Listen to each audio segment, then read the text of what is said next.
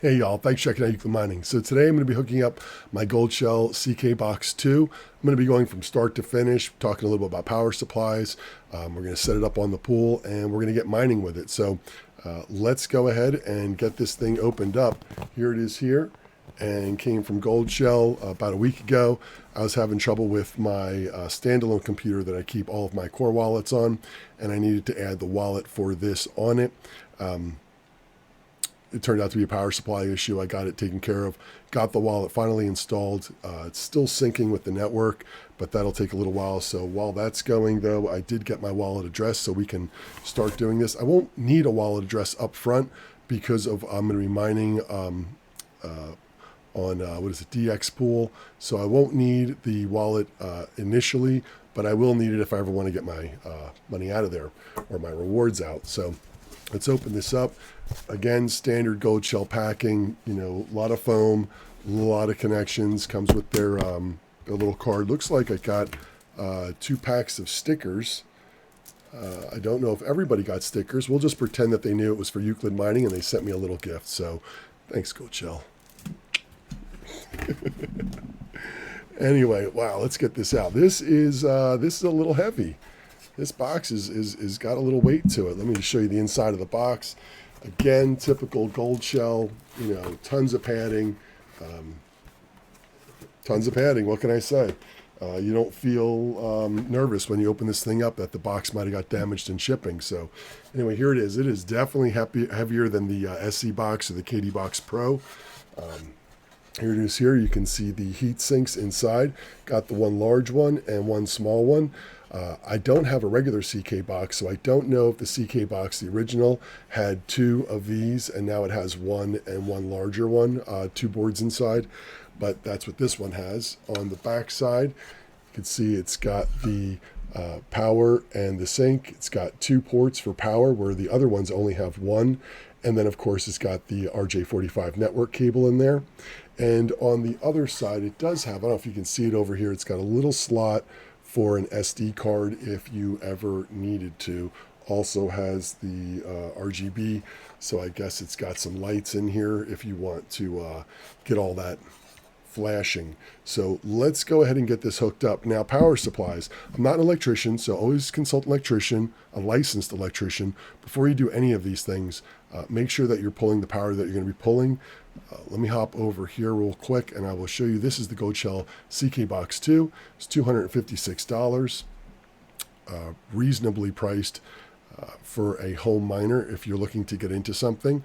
And this is saying it's going to pull about 400 watts. So not a terrible amount, nothing that a typical wall outlet shouldn't be able to support. Depends on your home and your wiring. So again, consult an electrician before you fire up any of these.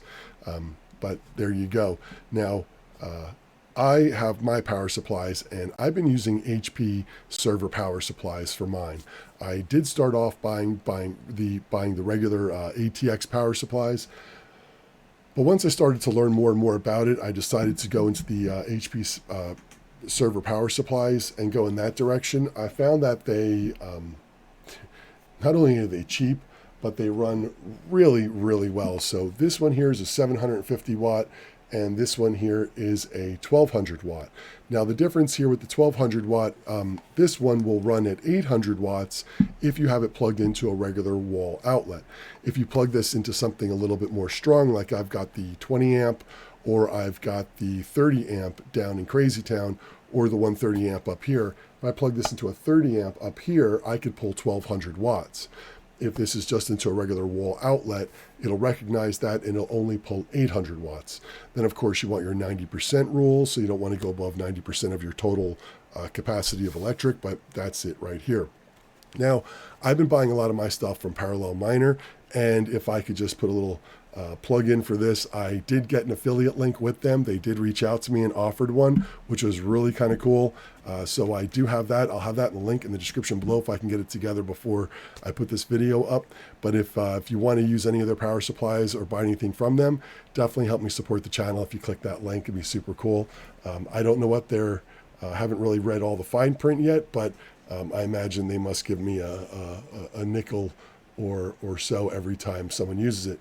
This is a breakout board. This is what I'm going to be using in here, and it's really simple to do. All you do is you get one of these power supplies, you get a breakout board, and you put them together. It has a little slot right in here.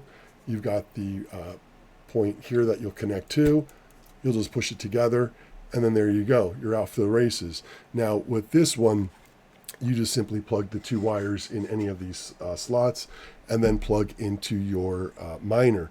Now, remember that if you do buy these separate, or if you bought your power supply off, say, eBay, and you didn't get that, but you do want to get the breakout board from Parallel Miner, I recommend that you, let's see, do I have them up? Yes, right here. I recommend that you look at the compatibility and make sure that the breakout board that you're getting is compatible with the power supply. There are compatibility issues that you do have to watch out for. So, but if you want to get a basic one, I pulled this one up right here. It's a 750 watt power supply with a breakout board, and it'll run you 55 bucks. So I really can't complain with that. If you did want to get this separate, and I don't want to go off on a tangent, but I just want to show you this so you can see, if you did want to get a breakout board, let's say you had your own power supply and you wanted to get something, this is one that I have that I was just showing you. If you scroll down, you will see down here, let's see, here it is here. So it will tell you the different power supplies it is compatible with. This is a 750 watt, this is a 1200 watt. You want to make sure it is identical to the model and serial numbers, not serial numbers, but the product numbers that are on here that match up directly to this. If you're not sure, you can take this information, you can email it to them, and they'll tell you exactly which one that it would be compatible with. But just make sure that when you look these up, you find your number in this list for your power supply and make sure it's compatible. If it's not, the breakout board could burn out and won't work. Who knows what else could happen if you did hook it up to your miner, could cause a problem there as well. So make sure that if you do that, that you make sure you're compatible with it. Otherwise, like I showed you a moment ago, you can just buy a power supply kit and it comes already set up for you. So let's scroll down here. This is the 750 watt that I had up earlier. We choose our options if you're just a home miner for this. If you've got 30 amp outlets or something in those lines, you would choose the other one. But for a home miner, you can choose the basic breakout board. And if you need some of these wires to hook up to the miner, then you can grab a couple of them right here. If you don't, then you go like that, and you can see it's $55. If you did need to get a couple of these wires, it would cost you 60 bucks. So for 60 bucks, you got yourself a decent power supply, in my opinion. I've been using these since I've learned about them, and I'm happy that I did. So again, I don't want to go off on too much on this, but if you did want to use the affiliate link, super appreciate it. It would definitely help the channel. And of course, all the thumbs up help the channel as well. So I appreciate you all. So anyway, there it is there. That's my breakout board and setup. I'm not going to be using this one because I've already got one set up right over here. So let me just put all this up. And just for reference, you can see here's my SC box and my CK box 2. This one is a little bit smaller. The CK box 2 is just a little bit bigger. You can see from the height. The width is about the same. Yeah, it's similar in a lot of ways. It's definitely a lot heavier. It's definitely a lot heavier. That's for sure. So anyway, I got that box set up right here. Now I've got my power supply and everything right over here. And I will just give you a show on that one just so you can see mine. This is it right here. I've got the wires as you saw in the picture. I've got it hooked up to the breakout board. It's all set to go. So I'm just going to take this and put it back over here. And I've got my wires. I'm going to hook the power up to my power supply.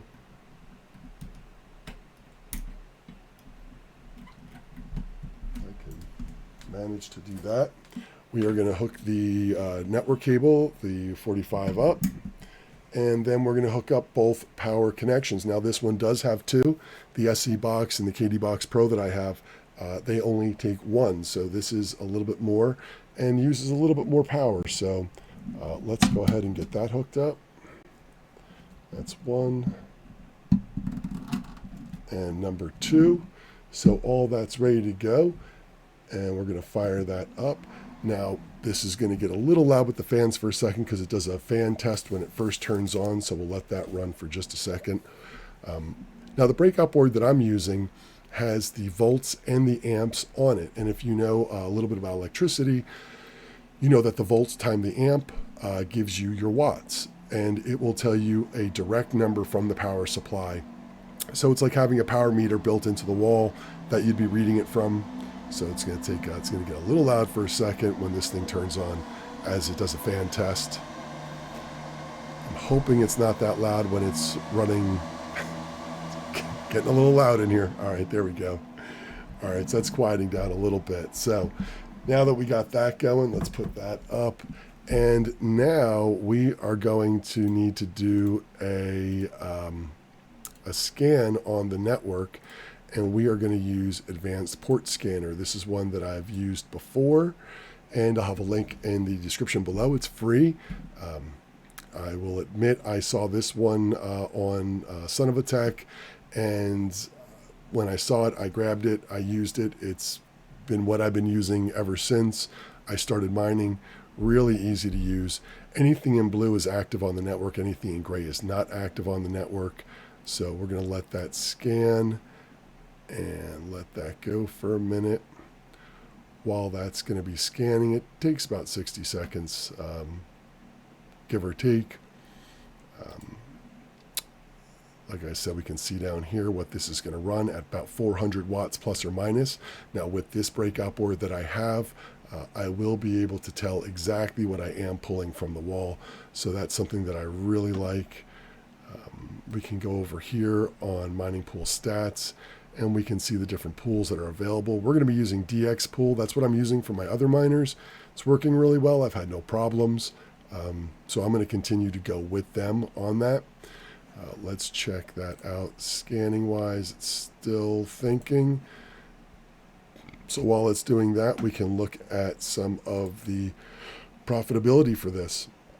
So remember that my electricity is at 7 cent kilowatt hour. So I am lucky with that. And that's because of the electricity, the way that I've set it up with my power company.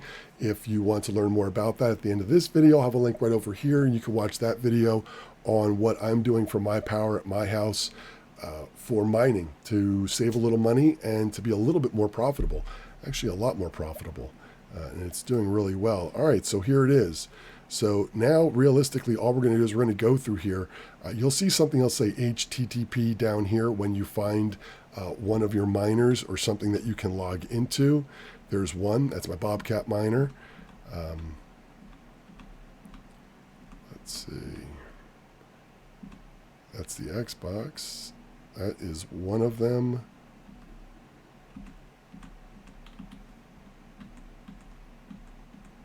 So I have the KD box and the SC box on here, and we can click on that, and let me bring that over here so we can, and this is what we will bring up. So this is it. This is the miner. Defaulted, it's going to be in Chinese. You simply just come up on top and choose English. There it is there, the CK box 2. We're going to go ahead and click unlock on that. So when you first unlock this, and the default password is as it is right there on the screen. Let me just get this out of my way so I can see it. So, and we can unlock that. There we go. And it's saying that it wants you to go ahead and put some sort of more secure password. We're going to go over here to miner. We're going to click add. And in here, we can add our own mining pool. If it's not listed here, we can just add it ourselves. That's fine. You can do that. Or you can choose from one of these. I'm going to choose the DX pool because that's what I'm using, and it's been good to me. So I'm going to keep on doing that. In here, we are going to put our miner name. Now, if you are using DX pool, I'm going to bring it up right here. And you can see right here is what it'll have. So it'll automatically put the pool and the port in. You have to put in your DX pool subaccount name .worker name. So for me, I am Euclid mining, as you can see right there. So I'm going to go over to mine, and we're going to bring the keyboard over here.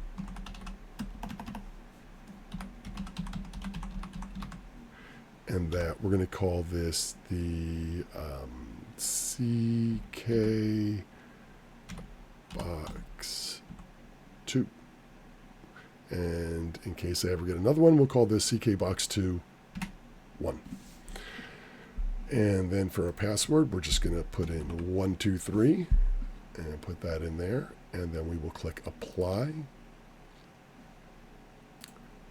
Now we will let this go. Now this is going to probably do another fan test.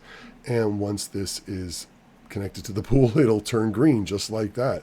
So just like that, it is connected already. So let's see. This is thinking. I can hear the fan starting to kick up a little bit. We'll let that start spinning.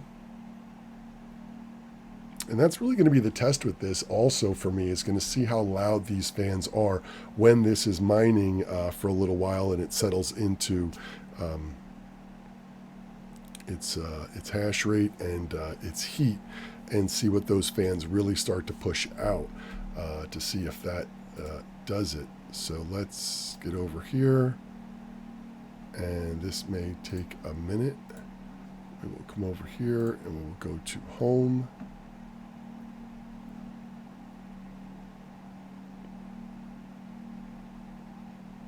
So 2000 gigahash, we are still going up. Our numbers here say that it should be at 2.1.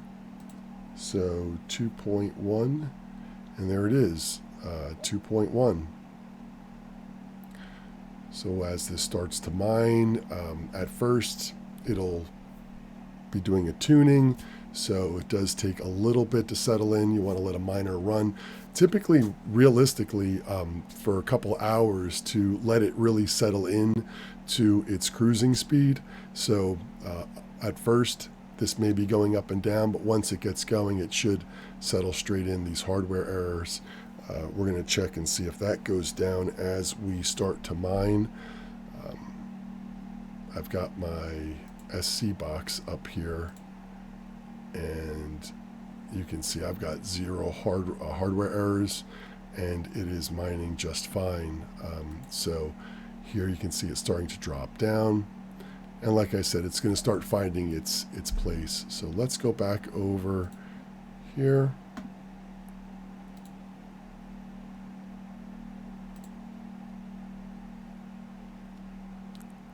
Let's see if it picks it up. Could take a minute or so.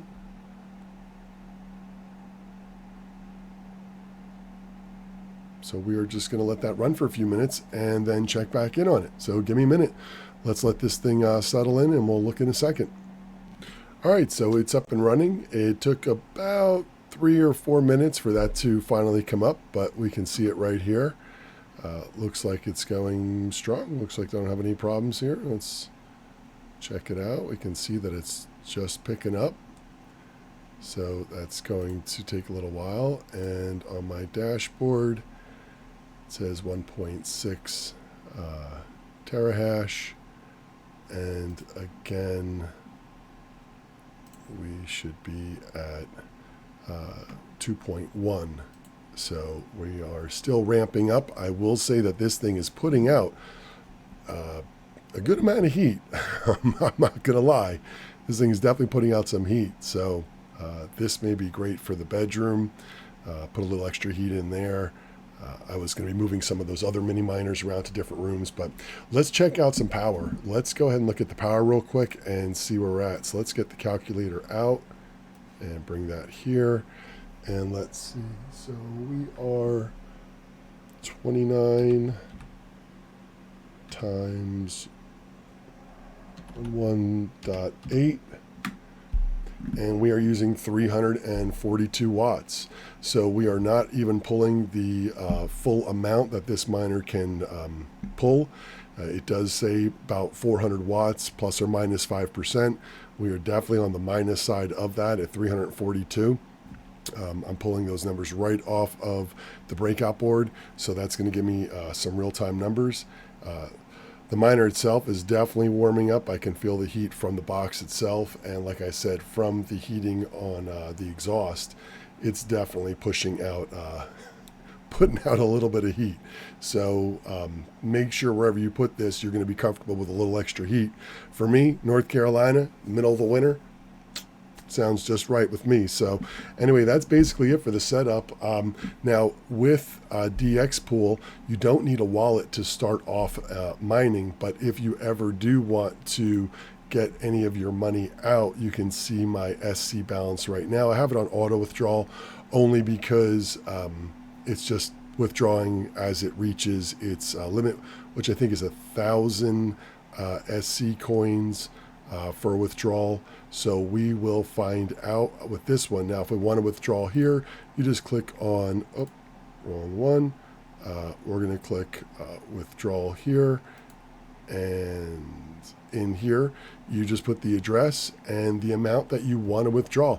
Now, once you put an address in there, they do let it sit for 24 hours to make sure it's not done maliciously, and if that way you have at least a chance to see if you had done this. It would send you a notification saying that you've set up your withdrawal address. So if you got that email, then you might know that you didn't do it, and you'd know that somebody else may be trying to, and alert you that way.